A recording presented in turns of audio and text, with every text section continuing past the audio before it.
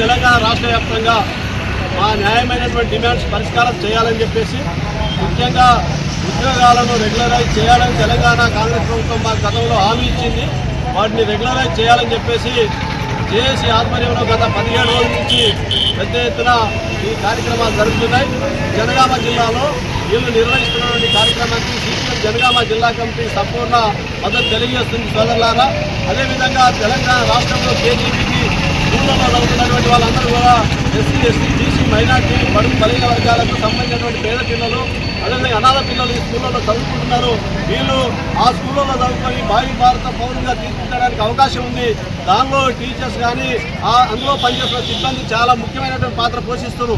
కానీ ఈరోజు పెరుగుతున్నటువంటి ధరలకు అనుగుణంగా వాళ్ళ జీతాలు చాలని విధంగా ఉన్నటువంటి పరిస్థితి ఉంది. కుటుంబాలను పోషించుకోలేనటువంటి పరిస్థితి ఉంది. కరోనా వచ్చిన తర్వాత మరి ఉపాధి కోల్పోయి చాలా వరకు ధరలు పెరిగి ఈరోజు తీవ్రమైనటువంటి ఇబ్బందులు ఇబ్బంది ఎదుర్కొన్న పరిస్థితి ఉంది.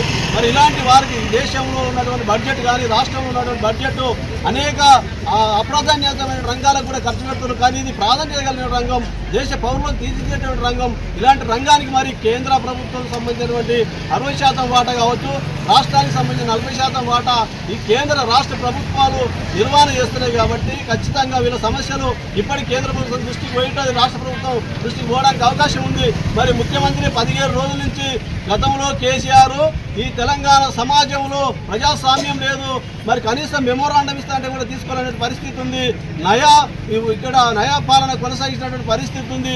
కాబట్టి మొన్న ఎన్నికల్లో మరి కేసీఆర్ ఇంటికి పంపించారు, ప్రజాపాలన అన్నాడు. మరి ప్రజాస్వామ్యాన్ని పునరుద్ధరిస్తామని చెప్పి అధికారంలోకి వచ్చిన రేవంత్ రెడ్డి ప్రభుత్వం మరి అదే పాలన కొనసాగిస్తున్నాడు. ఎందుకు ఈ మాట చెప్తున్నామంటే 17 రోజుల నుంచి ఈ రోజు మరి వీళ్ళందరూ కూడా ఉద్యోగం సమ్మె చేస్తుంటే మరి తెలంగాణలో ఉన్న ముఖ్యమంత్రి, తెలంగాణలో ఉన్న మంత్రులు ఏమైనా గడ్డి పీక్కున్నారని మేము అడగదలుచుకున్నాం. అందుకోసం ఇలాంటి దుర్మార్గమైన చర్యలకు ఒడిగట్టద్దు, ప్రజాస్వామ్యాన్ని హరించద్దు. వాళ్ళు న్యాయమైన డిమాండ్స్ అడగండి, పిలిచి మాట్లాడండి. ఎప్పుడు పరిష్కారం చేస్తారో చేయాలి తప్ప మీరు సమ్మె చేస్తున్నారు, మీరు ఇష్టం ఉన్నట్టుగా వివరించండి. వాళ్ళ పిల్లల భవిష్యత్తు ఏమన్నా కానీ అనే విధంగా వివరిస్తున్నారు. అది సరైనటువంటి పద్ధతి కాదు. అందుకనే సిపిఎంగా కేంద్ర రాష్ట్ర ప్రభుత్వాలు వెంటనే చొరవ తీసుకొని వీళ్ళ న్యాయమైన డిమాండ్, ముఖ్యమైనటువంటి డిమాండ్ వాళ్ళని రెగ్యులరైజ్ చేయడం ద్వారా చాలా సమస్యలు పరిష్కారం అవుతాయి.